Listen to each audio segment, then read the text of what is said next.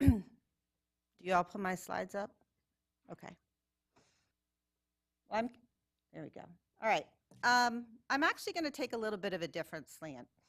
And for those of you who plan this conference today, I want you to think, and actually for all of you who plan education on a regular basis, think about time as not being relevant.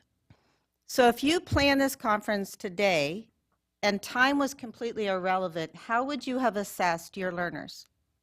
How would you have assessed learning and change through this 1.5-day workshop? And without time being included. So we wouldn't have started at 8 and end at 9:15. It's completely irrelevant. And that's what our Commission on Accreditation wanted to do. They wanted to decouple time from the concept of continuing education and come up with an outcomes model by which we would assess learning and change. We started this project about 2 years ago, and I have to say, Simon, you had talked about the walk in the woods, and Simon came down to our commission and spent about 2 days developing this model.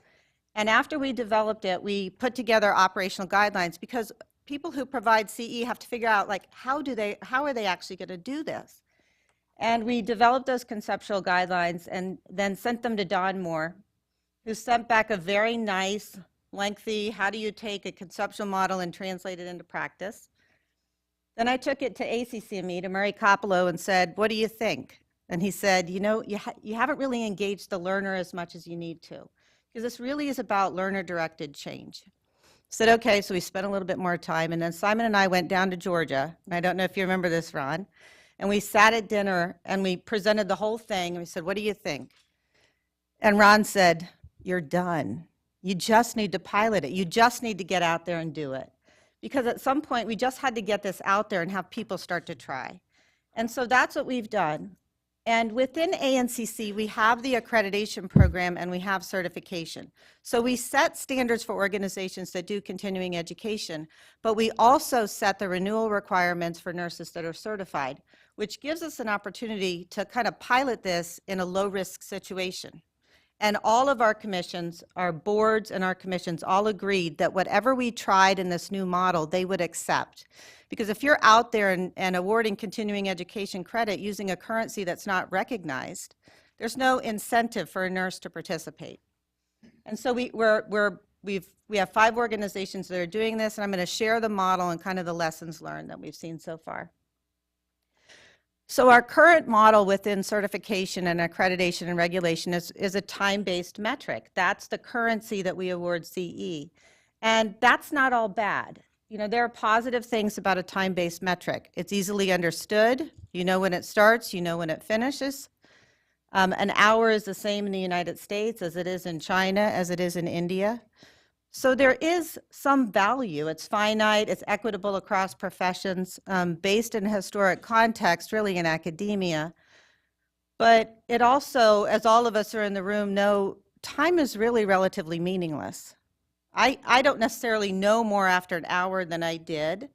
And I may know something before I start an activity, and I'm just validating my current knowledge. So we started to think, do we need a different approach? And I don't think anybody on our commission between academia, residency, and practice didn't think that time was the way that we should be doing it. But how are we actually going to operationalize this? So right now, looking at, reflecting on Don's model, we do measure participation. We measure satisfaction very well. Sometimes we measure knowledge and competence as intent to change practice. So you see that on a lot of CE evaluations. Do you intend to change your practice as a result of participating in this educational activity? Really common question. We don't often go into practice change, and we very rarely measure impact on practice. But we still do it all in a time-based model. Every bit of that is still tied to time. I don't know if any of you have read Brian Hodges' article in Academic Medicine, but this was, I thought, a very nice reflection on time may have value. So you spend time in this workshop. If you had a post-test, we could have said, did you know some of the components of what was communicated in this workshop?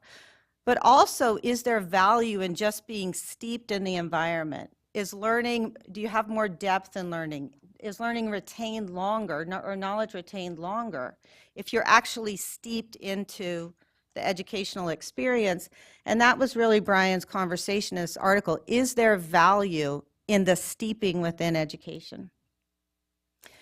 So this is the conceptual model that we developed. We did draw heavily on George Miller's competence pyramid and on Don's model. And so we took out the concept of participation and satisfaction, and we developed this 5-level model. So at the bottom, can you basically regurgitate knowledge out of context? Level 2 would be, can you apply knowledge and skills in context? Level 3 would say, could you demonstrate it in an educational or simulated setting? Level 5 is, do you integrate it into practice? Level 4. And then level 5 is, there an impact on practice? And we know this is a relatively two-dimensional model because we know that learners are in a learning environment. There's resource issues, there's institutional structure, and they also come with their own attitudes and values and beliefs. So it's not three-dimensional, but I think none of this is time-based. So you would get a nurse participating or any healthcare professional, the currency you would get is a level 1 activity or a level 2 activity. And I thought the ladies from BCU yesterday, the nurse and physician that talked about their project in the ICU, completely exemplified this model. So at the beginning, they looked at what are the best evidence-based practice interventions for patients who are vent dependent. That's level 1. If they apply it in their medical respiratory ICU, that's level 2. They're applying it in context, which interventions are most appropriate. I don't remember them saying that they demonstrated in a simulated setting, but if they went into a sim lab or something or did some role playing, that would be level 3. Level 4, they definitely integrated it into practice. And level 5, they demonstrated impact. And as a certifier, as an accreditor, as a regulator, we use that type of activity to say, are you engaged in lifelong learning and are you demonstrating competence? That's what a certifier wants.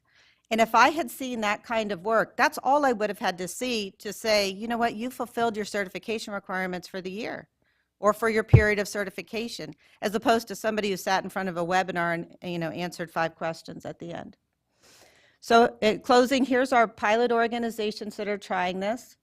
They've been charged to develop, implement, and evaluate 3 activities. They can't do level 1 because anybody can do level 1. And at least one of those activities has to be at the upper level. So in simulation, into practice, or measuring impact.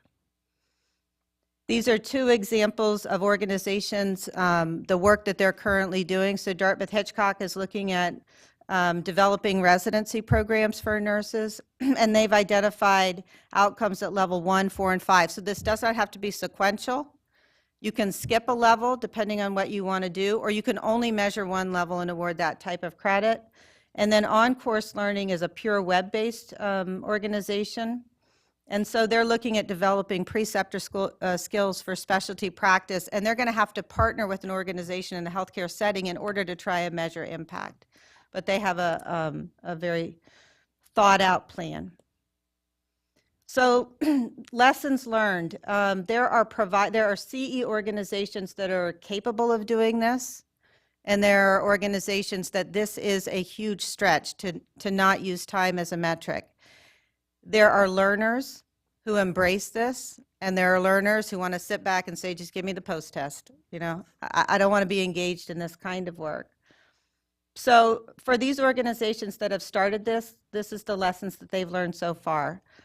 Certainly the ability to get credit, because you have to use it for licensing and certification, is important. But some said, you know what, this is way too much work to operationalize. Just tell me what I need to know, I'll read the article, and I'll answer the questions. That it was complex to operationalize, but it was very liberating not to have to count time when you're developing education. One person said, my learners, I had to voluntold them. They weren't participating, but you know what, in that organization, they were going to make them participate because they wanted to evaluate how successful this was. And then that concept of getting credit for workplace learning. was very positively received. A lot of the things that we talked about yesterday, people were not getting credit for, but they are all professional development activities. So this would be a model that would be easily operationalized in that setting.